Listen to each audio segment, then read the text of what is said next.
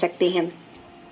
Example के तौर पर हमने जो एक एक्स्ट्रा शीट 5 क्रिएट की है, इसे अगर हम डिलीट करना चाहते हैं तो हम सेल्स के ग्रुप में आएंगे, डिलीट पे क्लिक करेंगे और डिलीट शीट एंड डिलीट। तो इस तरीके से हम अलग अलग तरीके से शीट्स को डिलीट कर सकते हैं या इंसर्ट कर सकते हैं। तो जैसे हमने देखा कि आप कई तरीकों से सेल्स को, रोज को, कॉलम्स को इंसर्ट कर सकते हैं और वैसे ही सेल्स को, रोज को, कॉलम्स को डिलीट कर सकते हैं।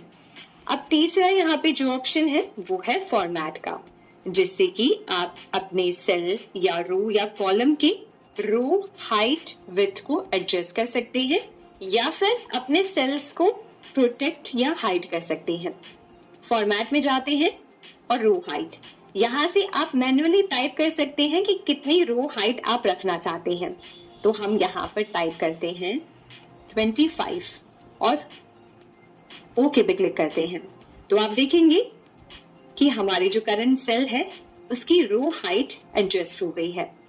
इसी तरीके से अगर आप ऑटो फिट रो हाइट पे एडजस्ट करना चाहते हैं तो आप इस पे क्लिक करें और हमारे सेल में जो कंटेंट है उसके हिसाब से रो की जो हाइट है वो ऑटो फिट हो जाएगी।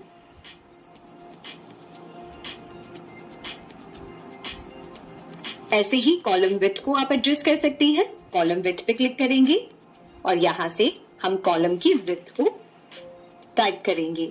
मान लें हमने 12 लिखा और ओके पे क्लिक किया तो आप देखेंगे कि कॉलम विड्थ एडजस्ट हो गई है। जिस तरीके से हमने ऑटो फिट रो हाइट किया वैसे ही आप ऑटो फिट कॉलम विड्थ कर सकते हैं या फिर डिफॉल्ट विड्थ पे एडजस्ट कर सकते हैं। अब आते हैं विजिबिलिटी ग्रुप में, जहां पे आपको ऑप्शन मिलता है हाइड या अनहाइड करने का। तो अगर आप कोई कॉन्फिडेंशियल डेटा अपने सेल्स या रोज या कॉलम्स में इंसर्ट कर रहे हैं और अगर आप उसको हाइड करना चाहते हैं और फिर वापस अनहाइड करना चाहते हैं तो उसके लिए आप इस टूल का यूज कर सकते हैं। यहाँ पे मैं एग्जाम्पल के तौर पे आपको दिखा देती हूँ। अगर हम हाइड रोज पे क्लिक करते हैं तो आप देखिएगा कि जिस करंट सेल में हम हैं वो रो शीट में से हाइड हो जाएगी और ये आप देखें कि जो सेल थी, जो रो थी वो हाइड हो गई है। तो ये काफी यूजफुल फीचर है जब आप किसी डेटा को हाइड करना चाहते हैं और किसी के साथ अपने शीट को शेयर करना चाहते हैं। अब आते हैं तीसरे ग्रुप में, ऑर्गेनाइज शीट्स में आप शीट्स को रीनेम कर सकते हैं। मूव और कॉपी शीट में आकर आप अपने शीट्स को मूव कर सकते हैं जिस सीक्वेंस में आप चाहें और साथ ही साथ आप टैब के कलर को चेंज कर सकते हैं। यानी कि हमारे जो शीट का टैब है उसके कलर को अगर आप चेंज करना चाहते हैं, हम अगर यहाँ से ब्लू सिलेक्ट करते हैं तो आप देखेंगे हमारी टैब ब्लू कलर में चेंज हो गई है। इसी तरीके से अगर हम तो आप देखें कि इस तरीके से आप जिस भी शीट में रहेंगे उस शीट के टैब कलर को आप चेंज कर सकते हैं।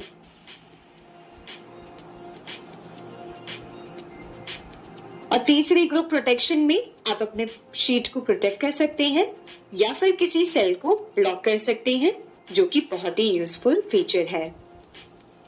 अब हम अलाइनमेंट ग्रुप में कैसे आप किसी टेक्स्ट को रैप कर सकते हैं, उसकी ओरिएंटेशन को चेंज कर सकते हैं या सेल्स को मर्ज कर सकते हैं, वो सीखेंगे। तो इसके लिए सबसे पहले हम हमारी हेडिंग को मर्ज करेंगे। यानी कि आप देखेंगे हमारी हेडिंग जो है अलग अलग सेल्स में डिवाइडेड है। हम इस पूरे रो को एक साथ मर्ज करना चाहते हैं जिससे कि ये पूरा एक सेल बन जाए। तो उसके लिए हम इसको हाईलाइट करेंगे। हाईलाइट करने के बाद होम टैब के अंदर अलाइनमेंट ग्रुप में आप देखेंगे मर्ज एंड सेंटर का ऑप्शन है।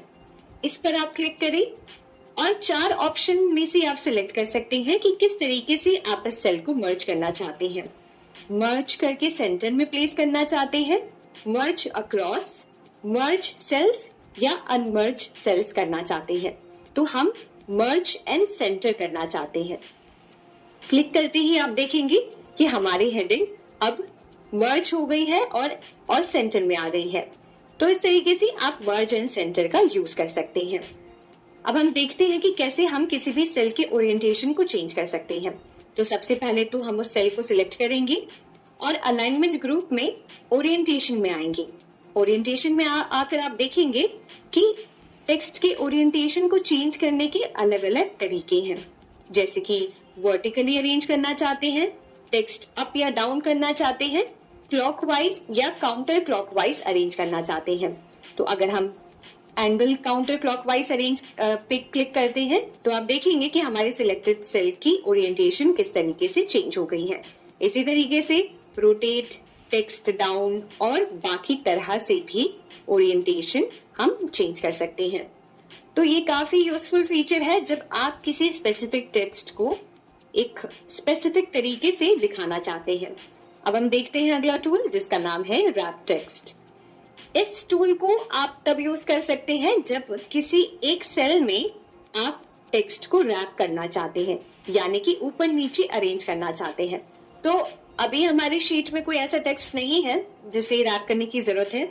हम यहाँ पे एक्स्ट्रा कॉलम में एक सब हेडिंग एंटर करते हैं और मैं आपको दिखाती हूँ कि किस तरीके से ये काम करता है। आप देखेंगे इस सेल में जो मैंने डेटा एंट्री की है उसमें फीडबैक और सजेशंस को मैं एक साथ रैप करना चाहती हूँ।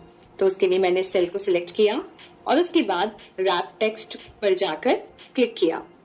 आप देखेंगे कि कैसे फीडबैक एंड सजेशंस एक ही साथ सेल में रैप हो गए हैं। तो इस तरीके से आप रैप टेक्स्ट यूज कर सकते हैं। अब अलाइनमेंट ग्रुप में हम बाकी जो टूल्स है उन्हें हम चेक कर लेते हैं।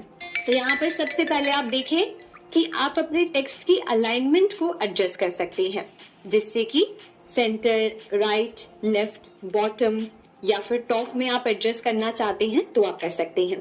अगर हम हमारे पूरे डेटा को सिलेक्ट करते हैं, पूरे डेटा को सिलेक्ट करने के बाद हम लेफ्ट अलाइनमेंट पे क्लिक करते हैं तो आप पाएंगे कि हमारी सारे जो भी डेटा है वो लेफ्ट की तरफ अलाइन हो गई है। वैसे ही सेंटर, राइट,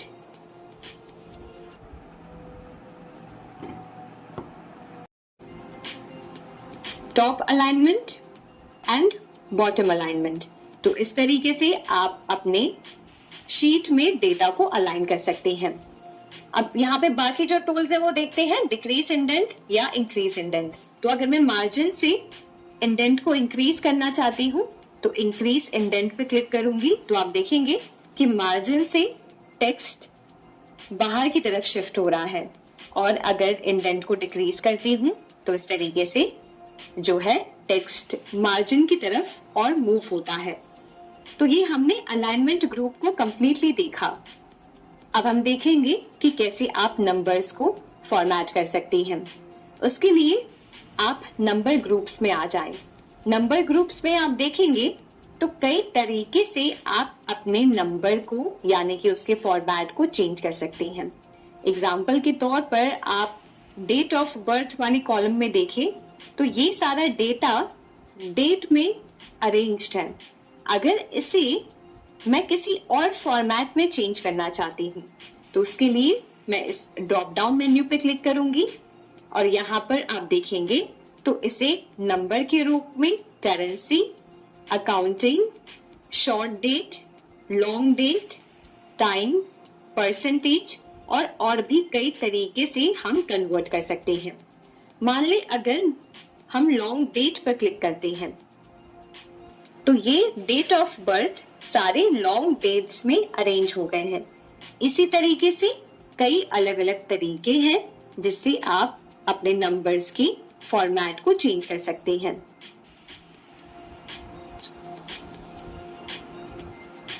और अकाउंटिंग नंबर फॉर्मेट में आप जो करेंसी है उसके फॉर्मेट को चेंज कर सकते हैं, नंबर्स को परसेंटेज में कन्वर्ट कर सकते हैं, नंबर्स को कॉमा से सेपरेट कर सकते हैं या फिर डेसिमल्स को इंक्रीज कर सकते हैं या डिक्रीज कर सकते हैं। अब हम हमारे डेटा को फॉर्मेट करेंगे फॉन्ट ग्रुप का यूज करके। फॉन्ट ग्रुप में आते हैं तो यहाँ पे कई सारे फॉर्मेटिंग टूल्स हैं। जैसे अगर हम हेडिंग पे क्लिक करते हैं तो इसे हम यहाँ से बोल्ड कर सकते हैं, इटैलिक में कन्वर्ट कर सकते हैं और अंडरलाइन कर सकते हैं। उसी के साथ आप फॉन्ट में आकर